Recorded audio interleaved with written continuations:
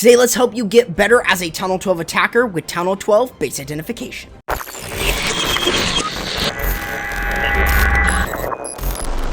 What's going on, my friends? My name's Corrupt, and something that you guys have been requesting for in the comments below is base identification. How can I read a base design in order to know exactly what strategy for a particular base? Well, we're going to be looking at 3 different attack strategies that you can take away from this video in order to 3-star more, and this is going to help with other attacks as well. Now, starting off, we've got the Lalo. This is pretty easy to identify. So why are we using a Zap Lalo in this case? Well, let's take a look at where the enemy queen is. We want to get rid of the enemy queen with the lightning spells. So since she's around this multi-inferno, we can get rid of the enemy queen, inferno tower, and also any other structures like the altars here and a resource collector. That way, what we're able to do is clear out this entire compartment and also get rid of this entire area here, so that then it helps us with the lava balloon portion.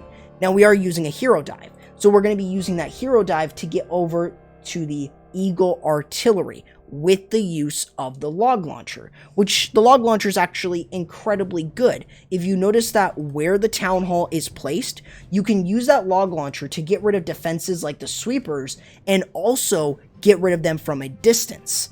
So you can see that what we're going to start with here first is we're going to be using the Zap Quake right on top of the queen. Notice how we're being very patient with it. Then once she's in a good spot, we can use the 6 lightning spells in order to get rid of them. Now, after the enemy queen, what's next? Well, outside of dealing with the enemy clan castle troops, it would then be going ahead and trying to get 1 to 2 air defenses if we can. That's incredibly important with any sort of lava balloon based attack, is creating the pathing, and that is a visual cue for you in order to take notice on where you should be doing your lava balloon portion. So when you're seeing a hero dive like this, you want to be able to get your log launcher to open up as much of the base here. And helping out by getting rid of sweepers is incredibly valuable, and it's really going to help your attack. Along with this, even if you're not able to get a second air defense like you see here, unfortunately not being able to get to that air defense there, we can absolutely use that to our advantage by using it as an anchor point for our lava balloon portion. And along with that, as you can see here, the eagle is on barely any health. Just 1 Yeti Might will be enough to take it down. So outside of this, when you start the lava balloon portion, take a look at the air defenses. They should be almost like points. So that way you can see from point A to point B to point C. So you're doing that lava balloon portion almost in an L shape thanks to the use of how the air defenses are placed, where you're then going to be able to start your lava balloon portion without the warden, and then using the warden with the lava balloon that's going towards the town hall. Now notice how we're using a couple balloons on the outside to get rid of Teslas or other structures here. We want to make sure that we're controlling these balloons so that then they can all group up to the town hall and one-shot it. So you want to make sure that you're using your haste spells to get to those buildings quicker, and along with this, you want to make sure that what you're doing with the lava balloon portion is you're funneling down for your balloons. That way, it's easier for you to predict the pathing of the lava balloon portion as you continue to drive through. It's just something simple that you really want to try to take away if you're planning on doing a lava balloon based attack. And other attacks going forward will have a little bit more simple base identification than the lava balloon. Now, this second one here has another very simple way of identifying bases. If you take notice upon where the clan castle is placed, this is going to help you identify where is the best place to charge. Now, normally I wouldn't want to go ahead and charge directly towards the town hall. Try to look to get rid of other structures before you get to the town hall. So if we do a queen charge into this part of the base here, and queen charge down this direction, we can take advantage of these spots here on the base. That way, what we can do is by taking advantage of those and getting rid of this area of the base here with the queen charge, what you're going to be able to do is control the pathing or the hybrid. And you just want them to be kind of close together. And that way what you're able to do is give them this sort of L-shaped pathing on the base, so you can move your hybrid very easily through. So your queen charge job is to get rid of the enemy clan castle troops and create this pathing that you see in blue. Then the yellow is gonna be that pathing for the hybrid. Simple, right? So you really want to be able to see exactly where you're gonna be able to get rid of the enemy clan castle troops. And you can always, of course, go ahead and use a Yeti bomb to get rid of a multi-target inferno. If you notice that there are a couple dead zone spaces, or spaces kind of like these ones here, you can take advantage of that by going ahead and using the battle blimp with Yetis, and you don't have to use a rage spell with it, but if there's like 3 buildings, you don't need to. So, like in this case here, we're using the queen charge so we can get rid of the enemy clan castle troops. And you want to be very patient on this. You want to be able to work yourself into the base to make it easier. So like you see here, we're using a super wall breaker that's going to open us up into the queen compartment. And then we can use another super wall breaker that is not going to go for this one. It's not going to go here, but instead it's going to go into this area of the base, since there are buildings there that you can open up the base for. So you can see that the super wall breaker is going to open the queen up there, and it's not going to target this wall here. So as you can see, as we're moving through the base, once you're guaranteed the town hall, notice that he's already placed down the king and the siege barrack. Once you notice that, you can actually start going ahead and creating the funnel for your hybrid. And that way what you're able to then do is you're able to use the hybrid here, and then what you're going to be able to do is use the hybrid to go in this direction, using the siege barrack in order to create the funnel down this way to control the pathing for your hogs and miners. And like I've mentioned before in other hog rider miner hybrid videos, is you want to make sure that you're using the warden ability either first or a little bit later. Usually you want to be able to use the Warden Eternal Tome if you're going into an area of high DPS. Usually those are the spots I would use the Warden ability at if it's going to be first. But you can go ahead and use the heal spells throughout in order to keep the miners and hogs alive as you continue to focus through. Even though in this case here we do miss an Inferno Tower, you're able to still move with the miners and the hog riders through the rest of the base, making it easier for you to kind of punch through and allowing yourself to get a lot of good value. Normally, what I would suggest if you're doing, why was this base a good one? And it's mainly with the clan castle. That is the reason to why this attack strategy was viable on this base, partly because of that, the value surrounding the clan castle and how much you could get rid of from the queen charge. So those are things that you would want to consider if you're going to be planning on doing a hybrid based attack. Now another attack strategy that you may want to try out is the Zap Dragons. Now, why did this attack strategy work on this particular base? Well, let's take a look at this bottommost part of the base here.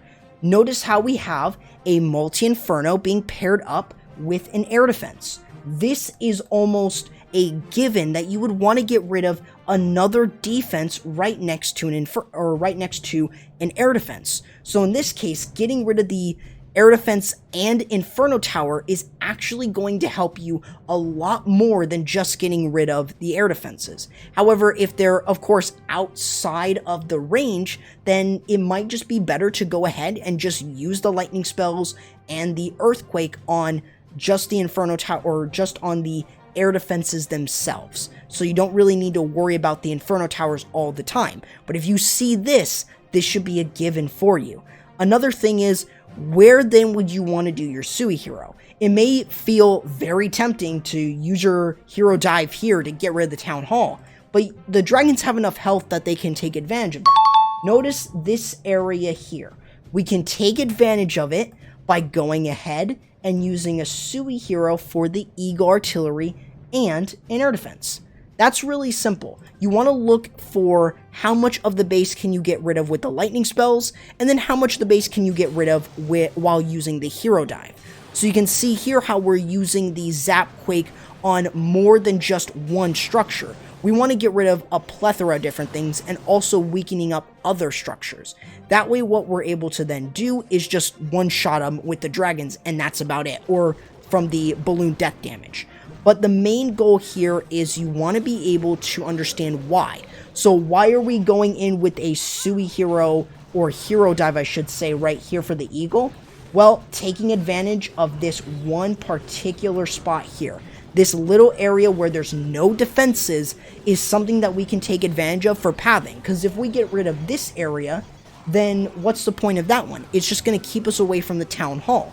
So instead, if we drive in here with the dragons, we can get to the town hall easier. And along with that, this queen will have access to the sweepers. So that's something that you really want to try and consider.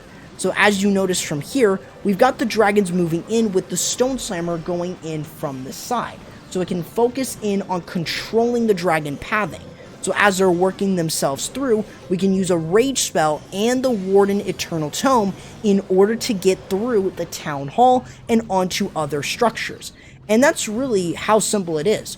Once you get through a couple of the air defenses, if there's only one last air defense remaining, then you don't need to worry about any more air defenses, and the rest of the base is open for your dragons. So that's why this strategy works extremely well. This is why you should be choosing it on a particular base. You can basically plan out how you're doing your Zap Dragons by looking at air defenses. That is a visual cue, just like how I mentioned with the Lava Loon. You can use air defenses as a visual clue to know exactly what strategy is going to work better. If you're comfortable with Lalo, that is, then you could use the Lava Loon portion. If you notice that you can get more value with the Zap Quake and a hero dive and then the Lava Loon portion. However, if it's something like this with the dragons, then it might just be better to just consider hitting the Infernos, hitting the air defenses if they're close together, using a hero dive to get rid of the Eagle Artillery, and then use all your dragons and blast right into the town hall to get rid of it. So you have just those factors that you can take away and add onto your attack strategies. So that really kind of sums up why Zap Dragons you can use on a plethora of different bases and why it can be chosen. Now last but not least, we have the Zap Mass Witch. Why is this attack chosen over a plethora of other attacks? Well, witches are really good against one particular mode of Inferno Towers, the single target. So you can see here that we've got 2 single target Infernos and 1 multi. So how can we take advantage of this? Well, we can actually go ahead and use the lightning spells to get rid of the multi-target, and then we could just solely focus in on getting rid of the eagle and work our way down towards the town hall while using the jump spells in order to give us access to the other side of the base. That is really it in terms of base identification. You want to take a look at how many Inferno Towers can you get rid of with the lightning spells. If there's only 1, you can use the Siege Barrack. However, if you have to get rid of 2 of them, then use the Wall Wrecker or the Log Launcher in order to get through the back end part of the base, opening up the rest of it for you as you continue to move through. So that is the main thing. That is exactly why you should be using the Zap Witches on a particular base. So learning how to, like you see here, using the Zap Quake to get rid of an Inferno, you guys already know this. You guys know exactly how to use this very easy spam attack. But the main thing is to open up your horizon. Give yourself an idea of exactly what you're doing with the base identification. And that's by making sure that you're able to identify different things like the Inferno Tower modes, or where the Queen is, or where the enemy CC building is, where you're going to be able to lure it out easy, kill it off with a Queen Charge and stuff like that. So in this case, we're using the spam witches with the lightning spells. We noticed that we could get rid of a multi-inferno, and that was the only multi-inferno that we need to get rid of. then we have the rest of the base open to us. So you can use stuff like the Warden Eternal Tome to protect witches, wizards, the heroes from really getting taken down from any traps like the giant bombs. And that way what you're able to do is use the double jump like you see here to move into other parts of the base and allowing you to get rid of the town hall, getting rid of stuff like other point defenses, which is incredibly important. And notice how we don't need to use the Grand War Eternal Tome here, since they're all within range of that town hall, and we don't have to really worry about the Giga Blast on them. The only thing that you would really need to sort of worry about is going to be, technically speaking, you know, losing a bunch of your witches, and that's something that can easily happen, and sometimes it really just can't be helped. There could be a giant bomb right there, so you want to be very careful in terms of how these defenses are normally placed and how you can really take advantage of different things. So for instance here, the reason that you would ever want to use witches is mostly because there is maybe a single target inferno. You never always have to use 8 lightning spells and 2 earthquakes in order to get value. You can always use 4 lightning and 1. So hopefully you guys take something away from the video. Let me know what you guys thought about this one. Let me know if you want to see more videos on base identification and base reading in the future, and I'll try to bring that to you guys. Let me know if you guys also want to go ahead and see other type of attack strategies, and hopefully this video was a bit more enjoyable to watch from my other videos, as it goes over a simplified way of looking at attacks and why they're chosen. Hopefully you guys did enjoy. Make sure you guys subscribe to the channel and ring the notification bell for more content like this. Make sure you guys go ahead and follow me over on the social and join my community Discord server, and I'll be catching you in the next video. Corrupt, signing out.